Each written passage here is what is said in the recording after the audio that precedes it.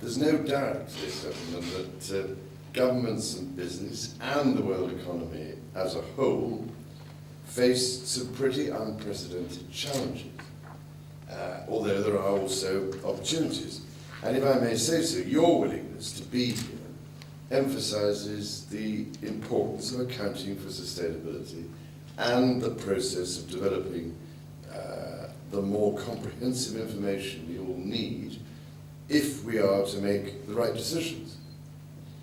And while on the subject of thanks, I do greatly appreciate the fact that Stephanie Flanders and Min Zhu have very kindly given up their precious time to help us to discuss and consider these important issues. Now, this is in effect the 5th annual gathering of my Accounting for Sustainability project, and some of you have been kind enough or masochistic enough to come on every occasion. But for those of you who have not been before, I would just explain that I established my Accounting for Sustainability project because I was concerned that all sorts of organizations, accounts and annual reports were not providing the information we need to tackle the major issues confronting the world economy today.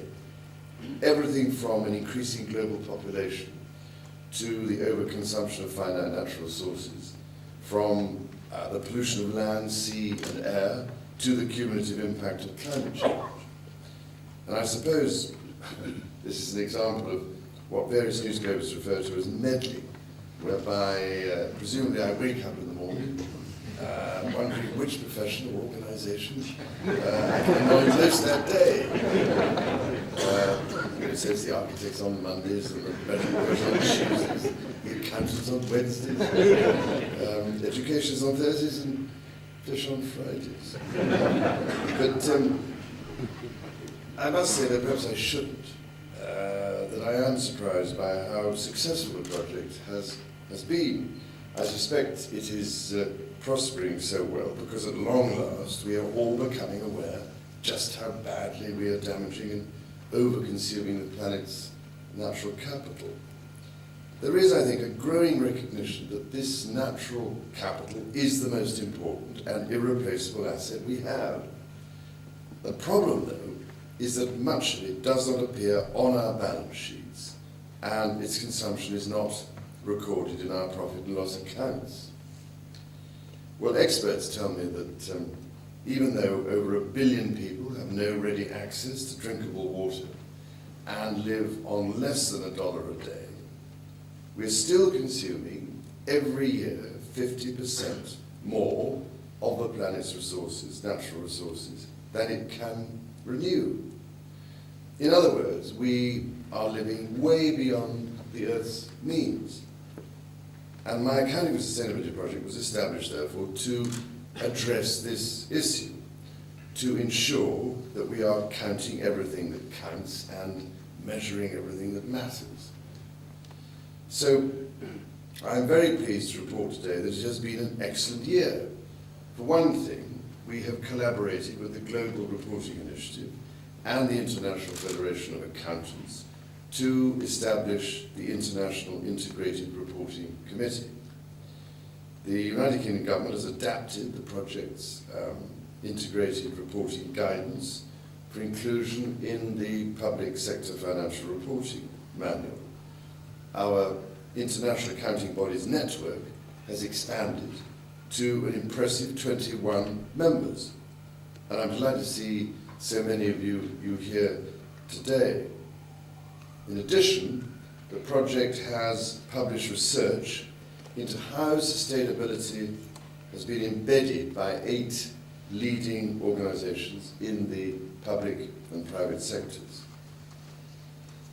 Now, none of this would have been possible, of course, without our excellent team of secondees, kindly provided by PwC, KPMG, Deloitte, and Grant Thornton, or without the very generous financial and in-kind support given by so many of you here today, ladies and gentlemen.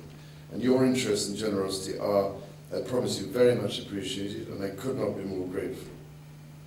Perhaps, though, the the most significant achievement this year has been the establishment of the International Integrated Reporting Committee, the IIRC.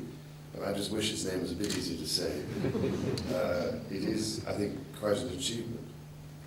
Its membership, as you know better than I, represents a powerful cross-section of the corporate, accounting, securities, regulatory and standard-setting sectors. And its objective is to instigate the creation of a global system for integrated reporting. That is to say, reporting that provides information about an organization's financial, governance, social and environmental performance. Not, though, in disparate, disconnected sections, but in an integrated form, so that it reflects the way these elements work and interact in the real world. Financial considerations, corporate governance, and social and environmental concerns are all closely related and interdependent, and they all flow from the organization's overall strategy. Well, integrated reporting will be essential in ensuring that we have the best information to inform decisions as we tackle the combined challenges of climate change, massive loss of biodiversity, and overconsumption of finite natural resources. At present, we are often doing so with only a tiny fraction of the knowledge needed to make better choices. We account for our income and expenditure and our financial assets and liabilities with immense precision. But our greatest asset, the natural capital on which everyone depends, is not accounted for at all.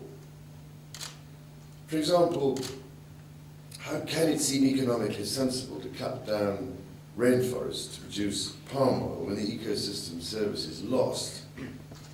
For instance, water to grow vitally needed food, the storage of vast amounts of carbon and a home for 2/3 of the world's biodiversity have, by any rational analysis, far greater value than the palm oil produced on the deforested land.